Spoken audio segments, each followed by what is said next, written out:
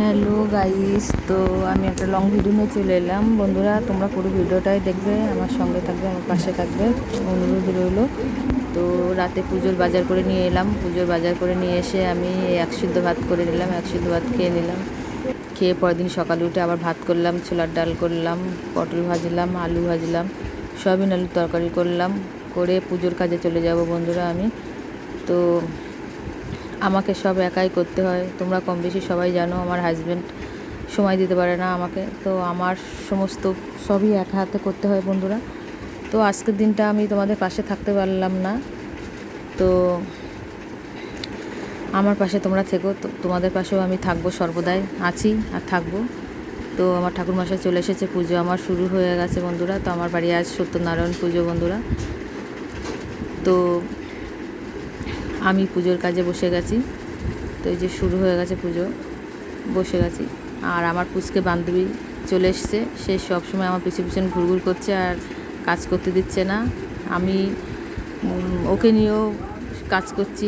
মনে হচ্ছে যে আমার ছেলের ছোটোবেলাটা আমি আবার ফিরে পেয়ে গেছি ওকে পেয়ে। যাই হোক, ও আমাকে খুব ভালোবাসে, আমার সঙ্গে থাকে সর্বদাই, আমার কাজ ছাড়া হয় না। ছুটি ছাটা থাকলেই ছুটে চলে আসে আমার কাছে। আমিও ওকে খুব ভালোবাসি, সেই কারণেই ও আমার কাছে আসে।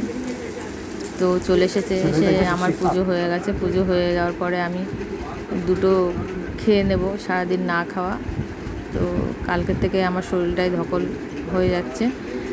তো খেয়ে নিয়ে আমি সব বাড়িতে বাড়িতে প্রসাদ নিয়ে যাব। আবার প্রসাদ নিয়ে দিয়ে তারপরে আবার ঠাকুরের বাসন মাজা, ঘরদোর পরিষ্কার করা, আমার সংসারের একটু বাসন আছে সেগুলো মাজা, সংসারে কাজবাজ সেরে। এই যে আবার বুনু আমাকে বায়না করছে আমার হাতে খাবে, আমি ওকে খাইয়েই নিজে খাবো দুটো। এই যে জ্বালাতন করছে আমার হাতে খাবে। এবার ও এসেছে সকালে, ওকে দুটো না খাওয়ালে হয়? ওই যে খেতে ভীষণ দেরি করে, ও ফোন দেখিয়ে দেখিয়ে খাওয়াতে হয়। তো ওকে খাওয়ানোর পরে আমি সংসারে আবার কাজ সেরে আমি আবার এক জায়গায় যাব আমার প্রসাদ নিয়ে, সেখানে প্রসাদ দিয়ে এসে আবার রাতে রান্না করা। জানি না কখন রেস্ট পাবো, কখন বিছানায় উঠবো আজকে আমি জানি না, বাবা সত্যনারায়ণই জানে। তো ঈশ্বর আমার সর্বদাই আমার সঙ্গে অঙ্গে থাকে, আমাকে খুব সাথ দেয়। তাদের আশায়, তাদের ভরসায়, তাদের আশীর্বাদে, আমার গুরুজনদের আশীর্বাদ, আমি এত দূর এসেছি। আরও তাদের আশীর্বাদে আমি আরও দূরে পৌঁছে যাব, সেই আশা ভরসা ঈশ্বরের প্রতি আমার সর্বদাই আছে, থাকবে। আমি যতদিন থাকবো ততদিন আমার ওনাদের প্রতি আশা ভরসা সবই থাকবে। তাই ঈশ্বর সর্বদাই সবাইকে ভালো রেখো, মঙ্গল করো, সবাইকে সুস্থ রেখো, সবাইকে সুবুদ্ধি দিও, সবারই সঙ্গে অঙ্গে থেকো ঈশ্বর। তোমার কাছে এই প্রার্থনায় রইল আমার, সবাইকে সুস্থ রেখো, প্রত্যেকটা সন্তানকে সুস্থ রেখো তুমি। তো আমার ব্লগটা কেমন লাগলো, আমার ভিডিওটা কেমন লাগলো, তোমরা অতি অবশ্যই আমাকে লাইক কমেন্ট করে বলবে বন্ধুরা। আমার ভিডিওটা ভালো লাগলে অতি অবশ্যই বলবে, আমার ভালো লাগবে। তো আমার খুবই আনন্দ হবে, তোমাদের ভরসায় আছি, তোমরা বলবে তোমাদের কেমন লাগলো আমার ভিডিওটা।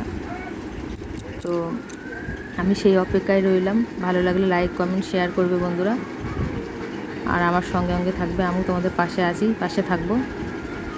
তো টাটা, বাই।